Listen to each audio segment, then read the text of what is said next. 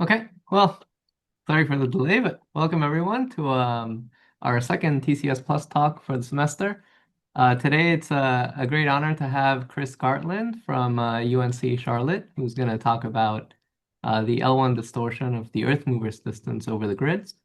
So before we begin, just a few words about TCS Plus. So TCS Plus is an online seminar for theoretical computer science. We've been running since 2013, so we really have it's been going for a long time, and we're always looking for people's input to recommend um, talks or recent papers that you think would make a great TCS Plus talk. Uh, Before I hand over the floor to Chris, I do want to encourage everyone to keep their cameras on. I know from having given Zoom talks before, it's much more pleasant when the speaker can see the audience and give some sort of visual feedback to Chris. Um, and so the talk will be roughly maybe 45, 50 minutes. And then, Chris, if you have time after, we usually do an unrecorded session where people can ask questions or just follow up on anything that you said during the talk. Okay, so with that, let me hand over the floor to Chris and please take it away. Okay. Thanks a lot. So yeah, it's an honor for me to be able to speak here. I looked at some of the past talks on here, and looks like there are some really nice talks that have come on TCS Plus. So it's an honor for me to be part of it. Um, I've built in a lot of extra time for a lot of padding of time for questions. And so I would encourage everyone to ask a question during it if something pops up, especially because this will be my first time giving a talk to a computer science audience. I'm a mathematician myself. So especially if there are some things that I brush by, a little bit too fast, definitely stop me and ask. If I go through quickly and there's no questions, then I'll get into some more technical proofs and stuff at the end. Okay. So this is based off of joint work. I'll mention two separate projects. One of them is based with work on Mikhail Ostrovskii, and the other one is with Ostrovskii, Rabani, and Young, all four of us together. Okay, let me start off just reminding what a metric space is. This is going to be the central object in the talk.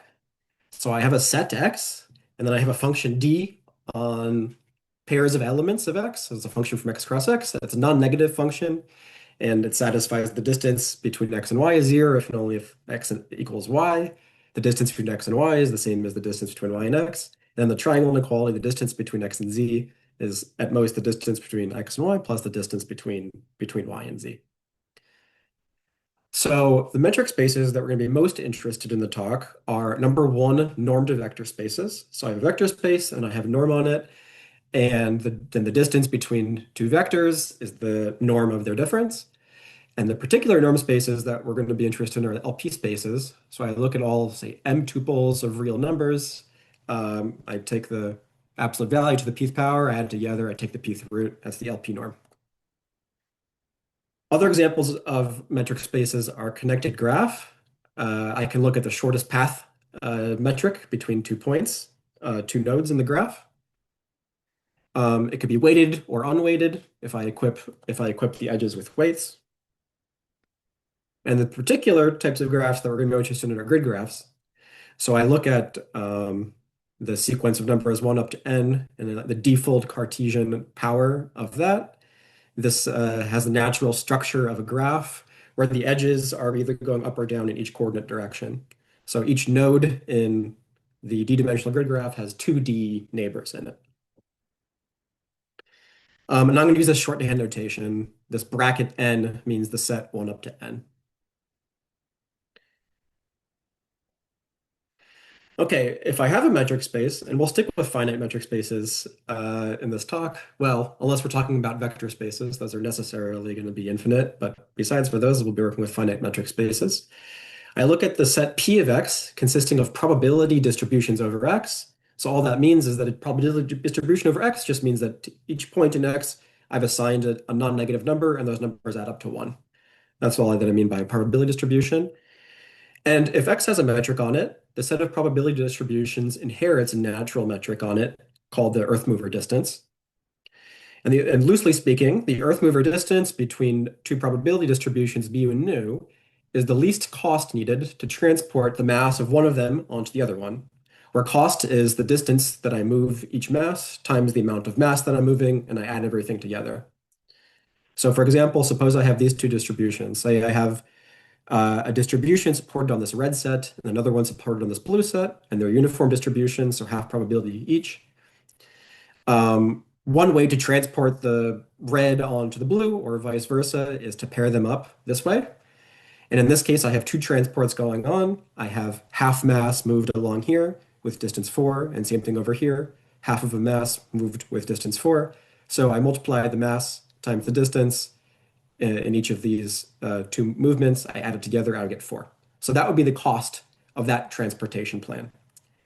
For these two distributions, that's not the minimal one though, because I could pair them up this way instead. And now I'd have a distance 2 times a half, and this one also distance 2 times a half, and the total cost would be 2. And that would be the minimal one.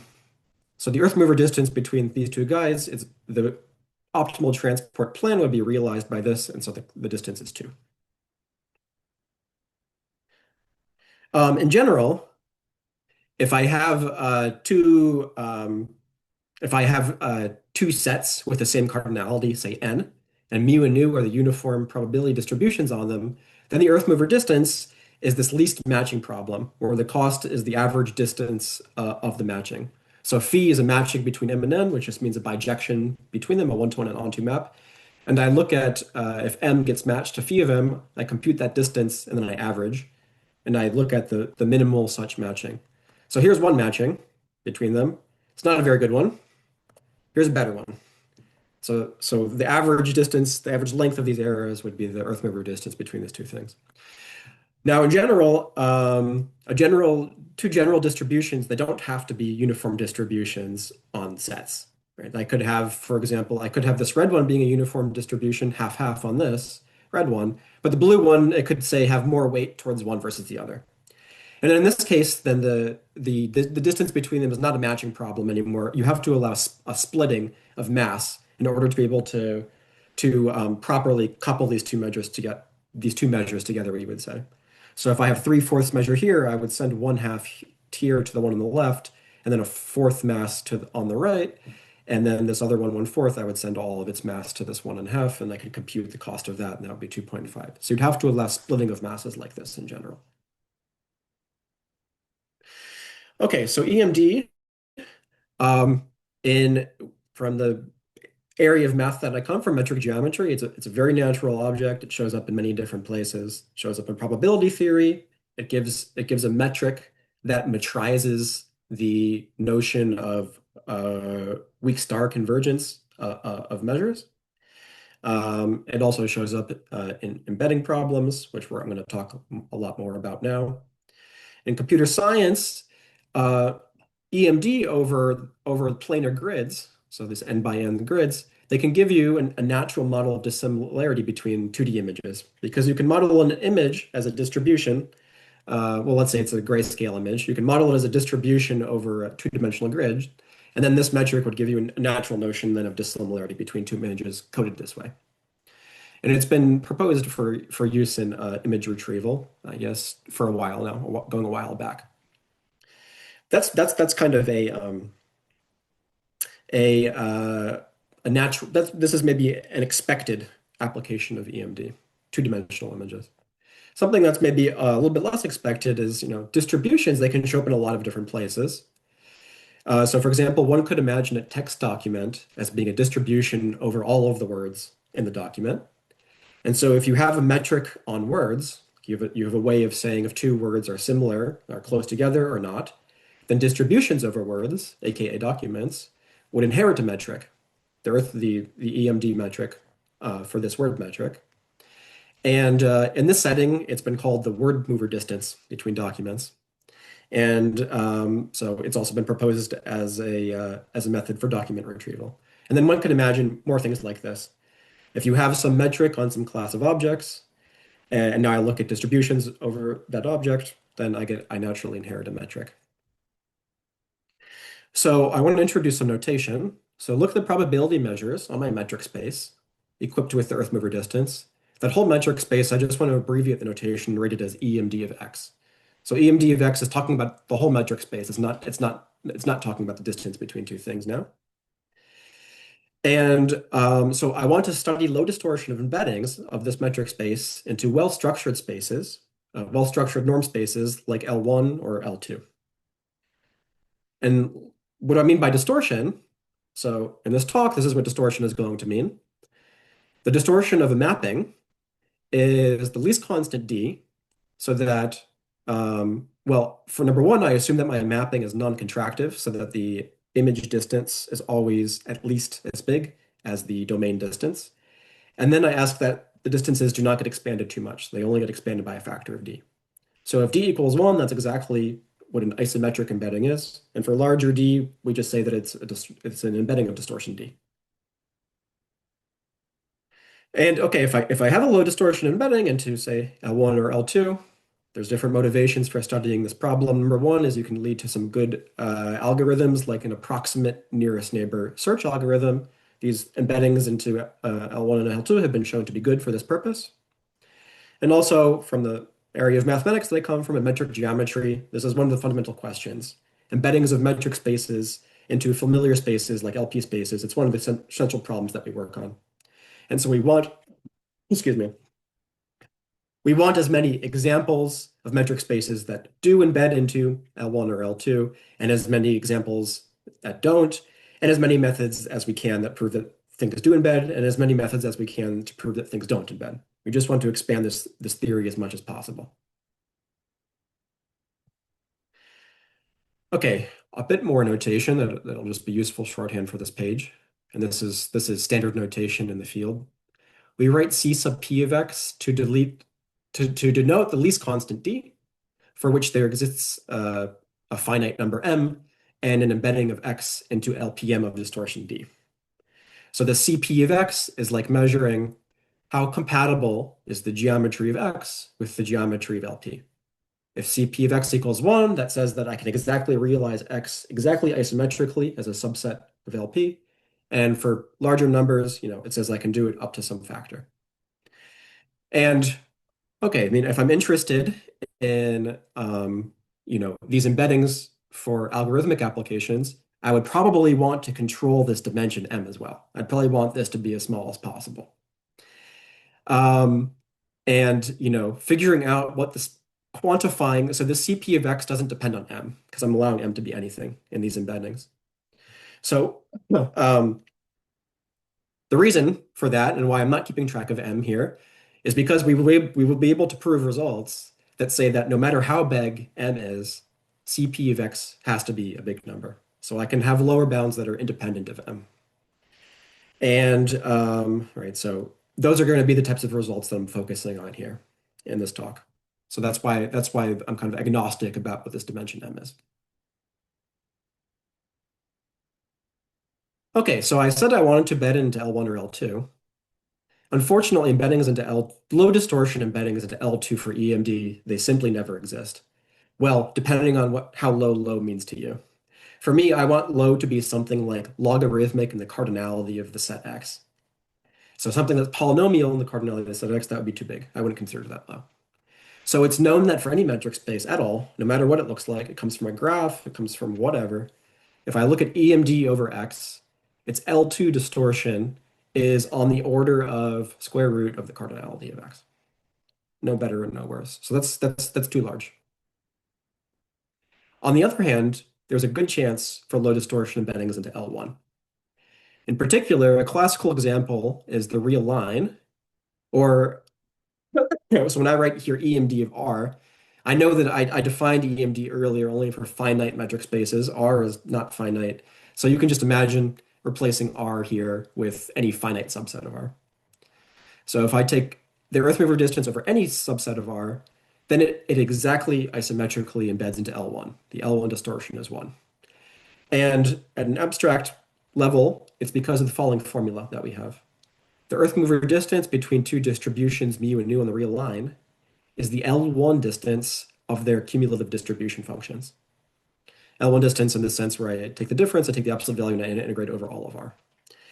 And if if mu and nu are distributions on some fixed finite set, this equation can tell you that you can actually embed it into a finite dimensional L1 space and not this infinite dimensional function space. And perhaps something that's also maybe perhaps a bit surprising is that there's good low distortion universal bounds for any metric space X at all, whether it's a subset of R or anything else. So it's a result of Fock-Gerenfall, Rao, and Talwar using probabilistic embeddings into dominating tree metrics. They prove that for any metric space X, the L1 distortion of its Earth mover distance is at most logarithmic in the cardinality of X, with universal constants, independent of everything.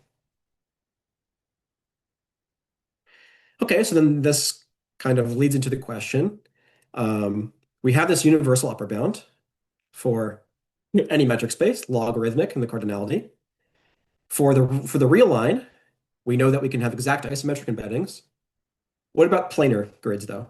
Planar grids they're not subsets of the real line, but the Earth mover distances are important, for example, for image retrieval. So what's the L1 distortion of this? So this is the question that the rest of the talk is going to be about.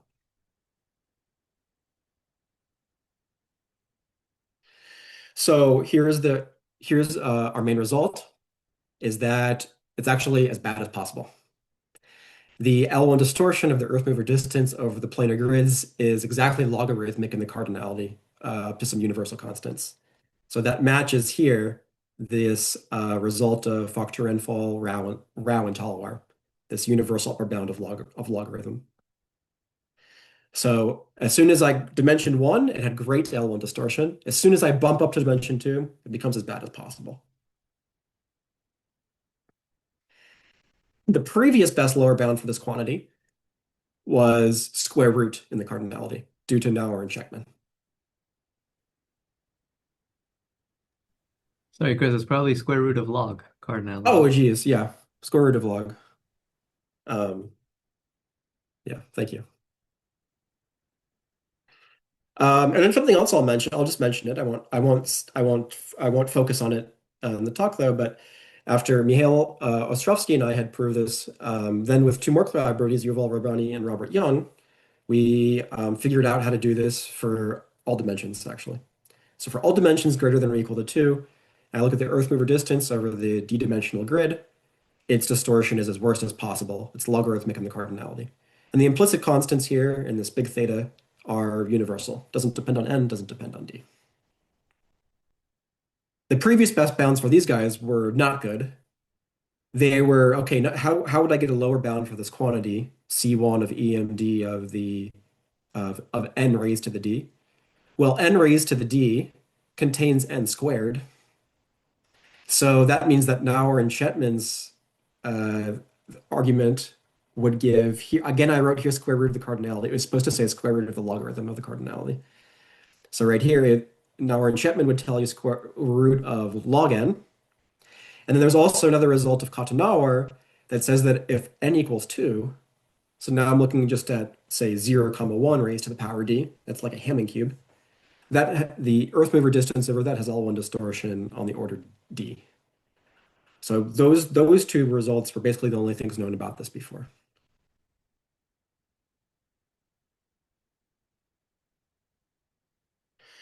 Okay, so what I want to talk about is kind of a warm-up for how does one go about proving lower bounds for a distortion? I know how to prove an upper bound for a distortion. I just construct a map into L1 and compute its distortion, and then say, hey, there you go. This map shows that your distortion is at most whatever, logarithm of the cardinality. But how do I prove a lower bound? So how do I go about proving that no matter what map I have, there always has to be some distortion involved. It can't match up distances better than some factor. So I want to tell you a classical example of some metric spaces with with large L1 distortion, and go through the proof of that as a warm-up to doing EMD.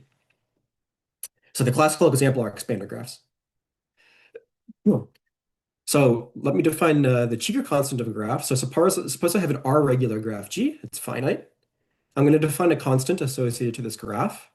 I look at all subsets of the graph, And then I look at the boundary, the edge boundary of the graph. So those are all of the edges in the graph. So that one endpoint lies in the set and the other endpoint lies outside of the set. So this is capturing the notion of the boundary of the set A.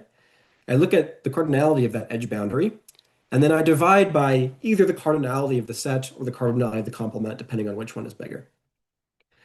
I have to do that in the denominator. I have to choose either the set or the complement. Sorry, I said bigger. I meant to say smaller.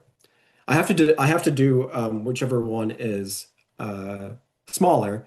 Otherwise, otherwise this quantity would always be zero because I could just take A to be the entire graph, and then the boundary of the entire graph is the empty set, and so the numerator would be zero.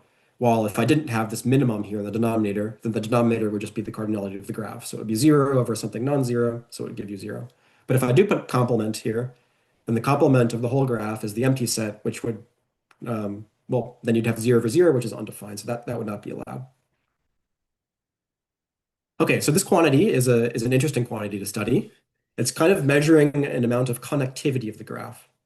So if this quantity is small, if h of g is small, that's like saying I can find a set A so that let's for the sake of just this heuristic explanation, suppose that the cardinality of A is the same as the cardinality of A complement. So that means I've split the graph into two pieces of equal size. If this number is small, it's saying that I could split the graph into two pieces of equal size so that there are very few edges going between them. So it's like there's a bottleneck in the graph. So in particular, if the graph is disconnected, then this quantity will be zero because I just look at the two components. If this quantity is large, then it's saying I can never disconnect it into two pieces with few edges. So the larger this quantity is, the more well-connected the graph is. And we say that a sequence of R-regular graphs is an expander if there's a uniform lower bound on the Cheever constant for all of the graphs. It's hard to imagine expander graphs. I mean, the original proof that there even exists a sequence of expander graphs was a random construction. Since then, people have used some powerful tools from like Lie group theory to prove that certain Cayley graphs of groups like SL3 Z mod P, as P goes to infinity, the Cayley graphs of these groups happen to form expanders. It's difficult. Well, yeah, there's some advanced theory of Lie groups and analytic group theory needed to prove results like that. But anyways, these things exist. And and here's a fundamental result about expanders. If I have any L1 valued function on an expander, any function at all, then it satisfies this function must satisfy the following Poincare inequality. The left-hand side is the average of the distances of the image points. So I look at all pairs X and Y of points in my expander, like nodes in the expander. I look at their images in L1, and I compute the average distance. That's the left-hand side. The right-hand side is I do the same thing, but not over all pairs of points, just over the edges. So I look at all U and V that are endpoints of an edge. I look at their images. I compute their average distance. If the GNs are expander graphs, then there is a constant C independent of n so that you have this inequality for every n. The average distance among all pairs is bounded by a constant times the average distance among edges. Okay, so I'm just copying that same inequality here. This is the Poincare inequality for expanders. This inequality is going to tell us that any embedding of expanders into L1 has to have at least logarithmic distortion, logarithmic in the size of the graph. So why is that? Suppose I have any map at all from the expander into L1, and suppose it has distortion D. So that means that the map is non-contractive and it expands distances by a factor of at most D. Look at the average among all distances in the graph itself. Because the graph is R regular, balls in the graph, they cannot grow more than exponentially. It's like a ball of radius k cannot grow by more than like r to the k. Or perhaps it's, r to the k plus 1 or something like that. Can't grow more than exponentially. So what that means is that if I compute the average distance among all pairs of nodes in the graph, it has to be at least logarithmic in the size of the graph. It can't be any smaller than that, just because of this bound on the exponential bound in the cardinality of balls. Okay? Now, if I have this embedding f, it's non-contractive. So these distances in the graph lower bound the are a lower bound for the image distances. So this average over distances of the graph is less than or equal to the average over their images. And then you apply the Poincare inequality. The average over these distances among all pairs in the graph is at most c. Sorry, and this gn here should have said gn squared because I'm summing over all x and y and g, and so the average should be a gn squared here. It should be less than or equal to c times the average of the image distances just of edges. And an edge in the graph, the distance between the endpoints is 1. So that means if I have distortion d, this image distance is at most d. So I'm averaging a bunch of guys that are at most d, I get d. So what do you get? You compare the starting point and the ending point, you get that d has to be at least a constant times logarithm in the cardinality. So that's an argument to lower bound the distortion of an expander. So our main theorem about lower bounding the L1 distortion of EMD, of the Earth mover distance, it's going to go in a similar way. We're going to prove a Poincare type of inequality on the Earth mover distance on the planar grids, and this inequality, this exact same argument here that we gave using a Poincare inequality to get L1 distortion of expanders, the same argument will tell us distortion for EMD. So it just remains to say what's the Poincare inequality that we're going to have for EMD. Okay, there's one important reduction that I need to make before telling you what that is. And that is a reduction to it's a way to involve linear techniques into this picture. So EMD, so those are probability distributions on a metric space that has the structure of a convex set. If I take two probability distributions and I form a convex combination of them, 1/2 times one plus 1/2 times the other one, that still will form a probability distribution on it. Oh, is there a question? Sumika? Yeah. Yeah. Yeah. So I guess so when you say what kind of, so I think, so this Poincare inequality seems like, uh, so Why is why it is it proved? associated with the distance metric at all? Um, So you said that we would see that like Poincare inequality for EMDs, whereas like yes. this seems like the inequality just seems to be a property of the L1 Yeah, well, norm. this inequality here, this is just about expander graphs. So it actually doesn't have anything to do with EMD. Yes. Yet. Would you have the inequality for the for like, yeah, For measures. We for we will measures? see. So Okay. I'll show you the inequality when we get to it. So this is a Poincare inequality where the things that you're plugging into the function for this inequality are points of your expander graph. What I'm going to show you later is a Poincare inequality that we proved where the things that are being plugged into the function are measures, are distributions. I see. So So I guess somehow the matrix is embedded into the inequality. It's not obvious to me like how is the yeah, well, how does the inequality. metric structure come in Yeah. here at Yeah. all? Okay. Yeah. That's a good question. So let me say a little bit more about that. Okay. So if you look at this inequality is about distances in L1 because I have Yeah. something minus something and I take the L1 norm. And that is showing up on both sides of the inequality. Yeah. So it's Yeah. saying that this thing is bounded by this thing whenever I have points inside of L1. But look at the corresponding inequality. But instead of thinking of f of x and f of y and f of v and f of u, just think about x and y and u and v sitting inside of the expander graph itself. So imagine taking this inequality and putting here the distance between x and y on the Mhm. left-hand side, and on the right-hand side, put in the distance between u and v. So just Mhm. imagine that inequality instead. That inequality is false for Yeah. expanders Yeah. because the left-hand side is on the order logarithm of the cardinality of the graph, but the right-hand side is order 1. Yeah. So this inequality, it's true in L1, but it's false in the expander. So that's what I mean. The inequality is just about L1 Yes. and not about the measure that you start with.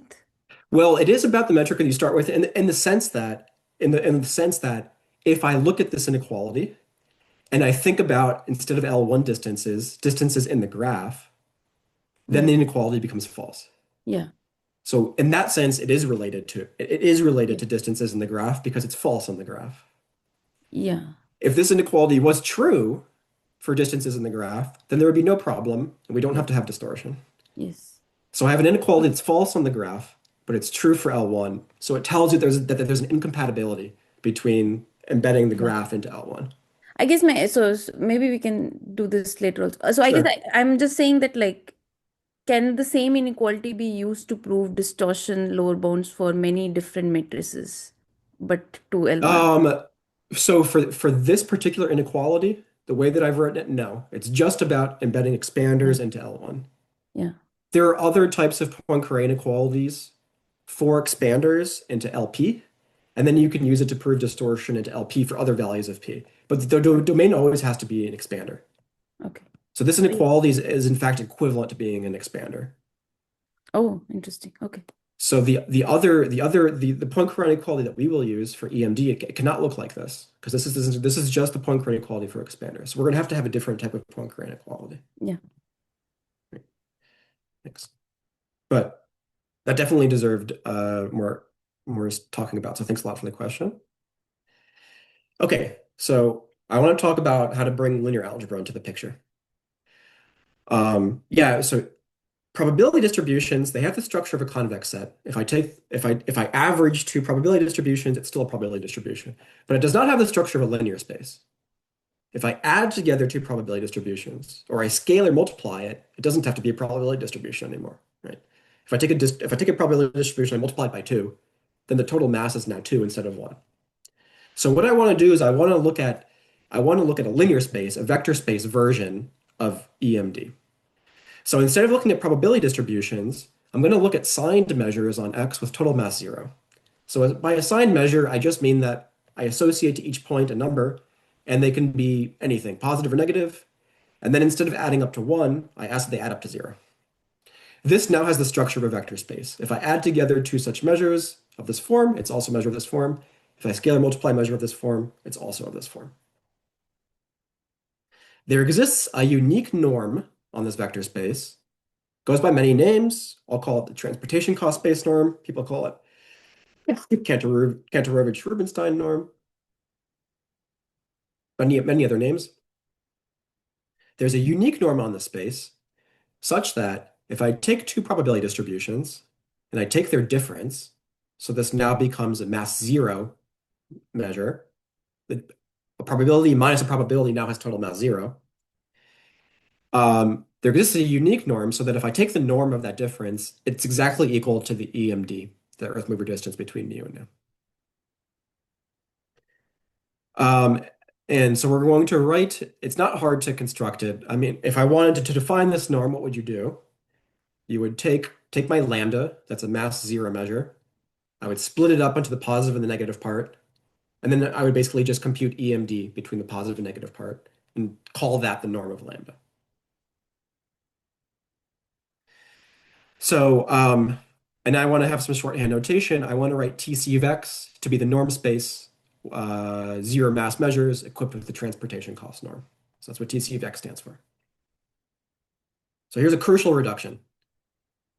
The L1 distortion of EMD is the same as the linear L1 distortion of TC of X, where linear distortion means the same thing that distortion meant, but instead of looking at the minimal distortion over all maps, I only have to look at linear maps. So TC of X is a linear space, L1 of M, sorry, L1 M dimensional L1 is a vector space, so it makes sense to talk about linear maps between these things. And it suffices just to consider those maps. No. This is a bit of this reduction is tricky. It uses a lot of functional analysis, probably some theorems of Bourgain from the 80s. But we use it. We freely use it. We don't do anything else. We just use this reduction that's already been proven. So now I'm only going to work with TC of X from now on, and I'm going to think about linear maps. And I'm going to prove a Poincare inequality for linear maps. So let me try to describe the Poincare inequality. It's going to be convenient to work with dyadic size grids. I mean, this is without loss of generality, because if I have a grid whose side length is not dyadic, I can approximate it from the inside with the largest dyadic subgrid, and its cardinality will be the same as the cardinality of the whole thing up to some multiplicative constant. So it's okay to stick to dyadic grids. And then it's going to be convenient, well, just for notational purposes and normalization purposes, to consider a weighted path metric on the grid graph. So now the edges will have length 2 to the minus n and not 1. So in this way, then the total diameter is 2 because the distance between two quarter points would be 2 if I weight it this way. Okay, now let's fix a k in between 0 and n to the minus 2. I'm going to think of this as a dyadic scale. It starts off at the coarsest scale, 2 to the 0, and it goes all the way up to the resolution of the grid. And here's the Poincare inequality. We're going to find a family of 0 total mass signed measures, so aka elements of the transportation cost space. There's going to be 4 to the k of them, such that the transportation cost norm of all of these measures is going to be on the order 1. And we're going to have the following Poincare inequality for all linear maps into any L1 space. I look at the image of these measures, I compute their L1 norm, and I average them over all 4 to the k. So I sum up these norms, I divide by 4 to the k. So I take that average, and then I sum over all of these dyadic scales k. I haven't described to you what these measures mu I are yet. I will in the remaining slides. But for now, let's just think of each mu I as some measure that has some natural dyadic scale associated to it, 2 to the minus k. So I look at the average of the image, of the norms of the image, and I add up over the dyadic scales.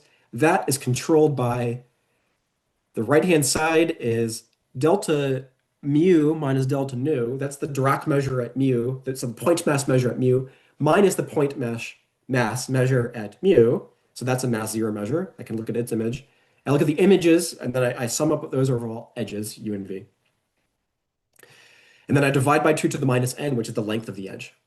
So I look at the image of an edge, essentially.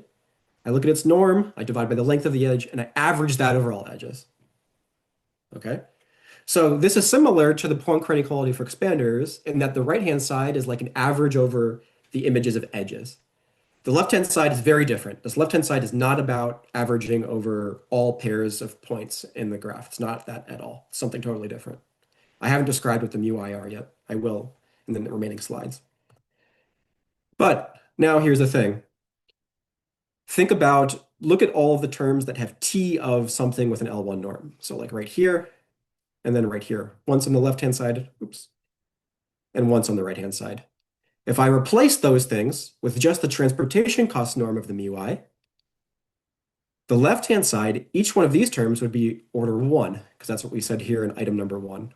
So these guys here are on the order 1. And so when you average them, it's on the order 1. And so then when I sum up from k goes from 0 to n minus 2, it's on the order n. So again, if I replace this 1 norm with the transportation cost norm, the left-hand side is order n. On the right-hand side, what's the transportation cost norm between delta v and delta u? So I have 2 endpoints of an edge. What's the cost of transporting mass across that edge? It's exactly the length of the edge, which is 2 to the minus n.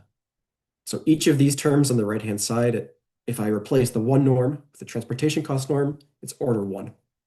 And then I average them, it's order 1. So the right-hand side is order 1, the left-hand side is order n. So just like that argument that we gave for the expanders, this is going to imply distortion of order n, which is logarithmic in the cardinality, because the cardinality, well, yeah, because n is the logarithm of 2 to the n.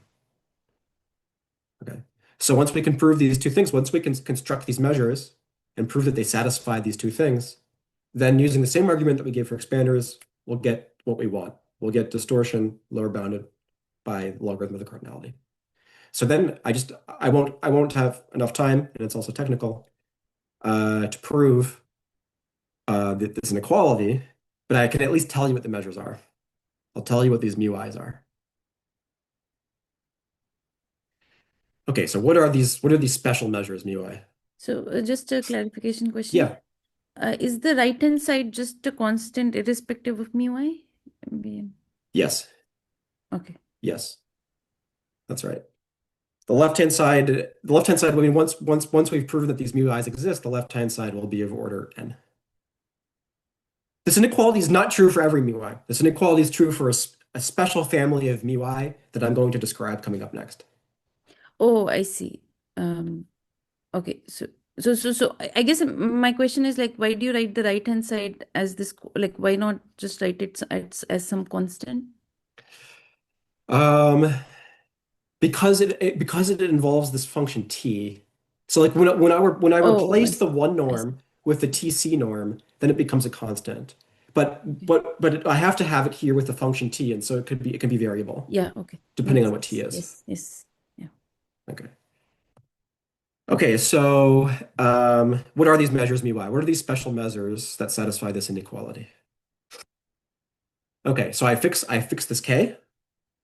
Um, I subdivide my dyadic grid into squares of side length 2 to the minus k. There will be 4 to the k such squares. When k equals 0, it looks like this. I divide everything into side length 1, so I just get 1 square. When k equals 1, I get 4 squares. When k equals 2, I get 16 squares. Now, for each of these squares, draw a black vertical line and a red horizontal line through the middle of the square. Um, and then I want to think about these things. I want to think about the black as representing length measure with a positive sign, and the red as representing length measure with a negative sign. And what do I mean by length measure? I mean, well, okay, I'm working in a discrete setting. So what I mean is really a discrete version of this. I really mean this. So what we have here is these black points and the red points, they are in the support of the measure.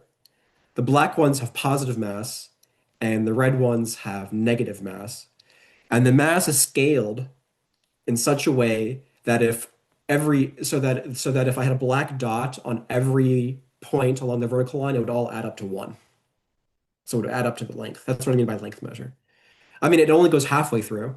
So if I add up all of these quantities, I should get a half, right? 2 to the minus fourth plus 2 to the minus fourth plus 2 to the minus fourth plus 2 to the minus fourth plus 2 to the minus 4 plus 2 to the minus 4 plus 2 to the minus 4 plus 2 to the minus 4. That should be a half, which is because this line has length half. And then I do the same thing with the red. So when I'm drawing pictures like this, I'm really thinking of this measure, but it's easier to draw this picture than it is to draw this picture. Okay, so that's what it looks like at scale 0. And then for the higher k, I do the same thing. At each square, I draw these guys. They're really representing these discrete mass 0 measures. For k equals 2, it looks like that. And then I don't go any higher. So n minus 2 is like the highest level of resolution that I can go before it doesn't make sense anymore. So here n is 4, because my side length is 2 to the 4, and I go up to k equals 2. Okay, so far I'm describing a measure for each k. So for k equals 0, it looks like that measure. K equals 1, it looks like that measure. K equals 2, it looks like that measure. Okay.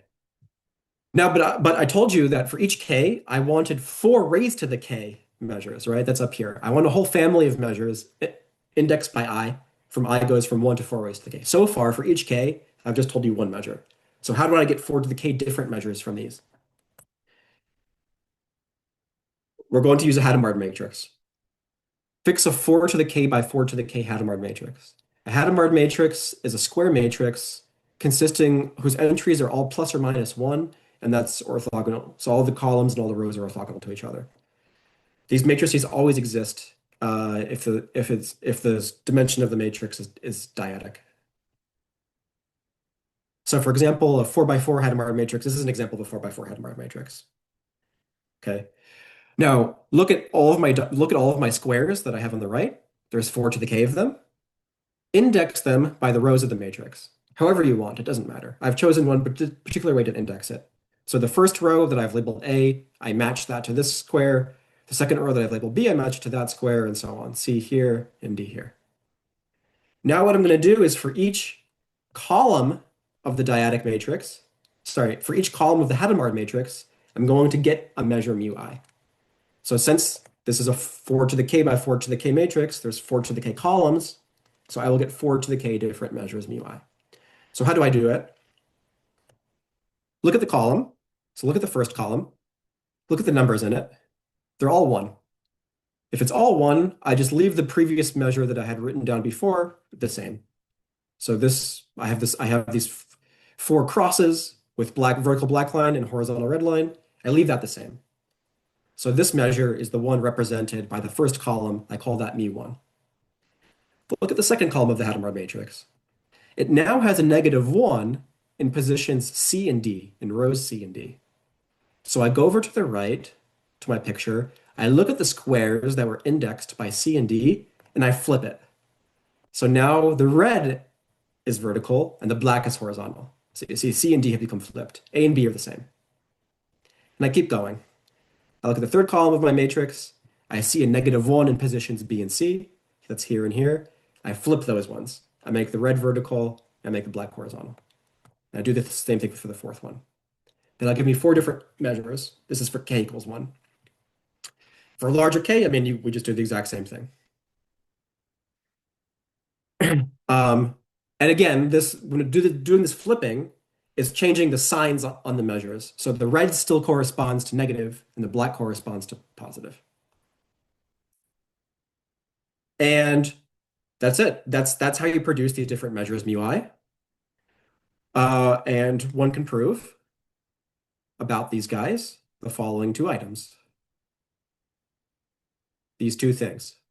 Number 1, all of them have transportation cost norm on the order 1. And number 2, for any linear map from the space into L1, this Poincare inequality will be satisfied for these particular mu i's on the left-hand side. And then as I explained before, this inequality, if I replace the 1 norm with the TC norm, the left-hand side has order n, while the right-hand side has order 1. That's where the distortion comes from. Okay, thank you. Let's flip through. Thanks for your attention.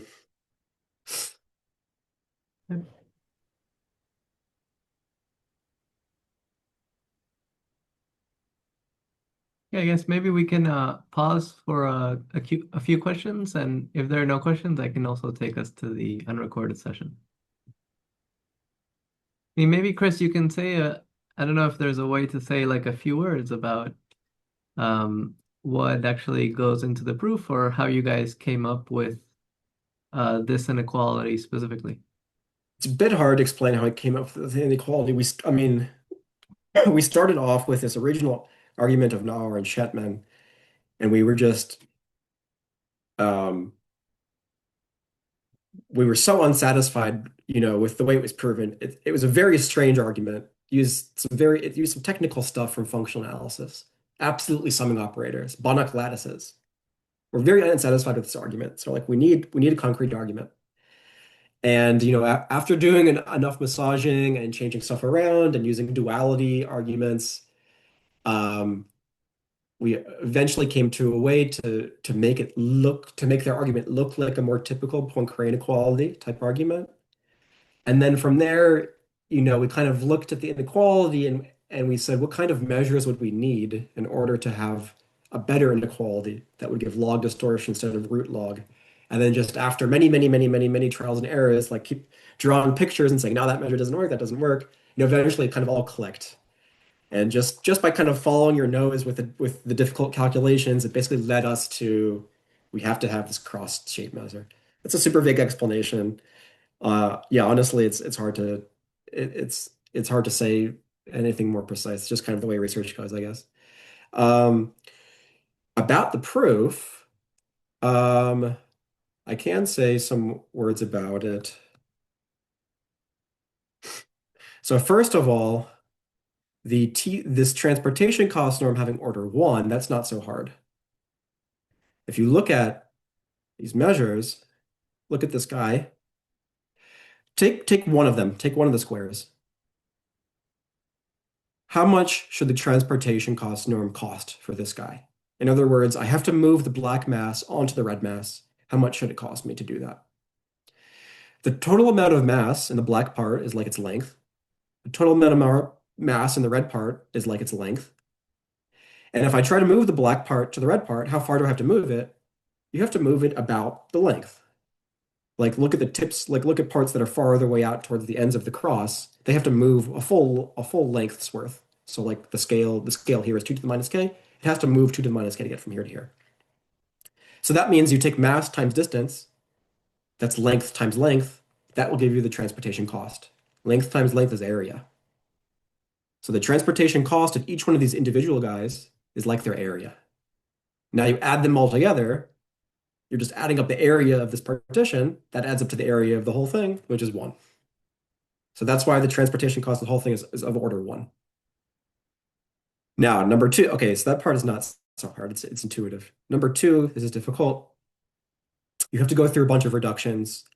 You have to use the fact that you have this Hadamard matrix that has some orthogonality to reduce this inequality to an inequality um, about functions on the grid itself integrated against each of these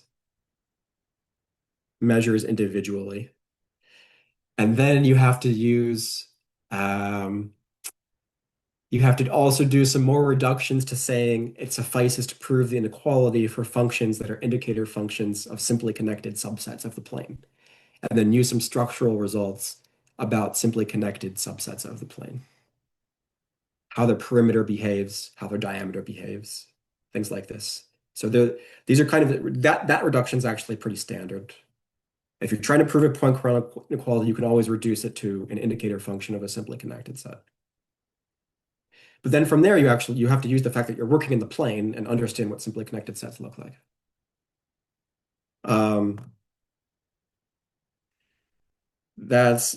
That's probably about as much as I can say without like writing down calculate anything, any more better explanation I think I can give. I think I'd have to write some stuff down. Okay, no, that's great. Thanks. Yeah.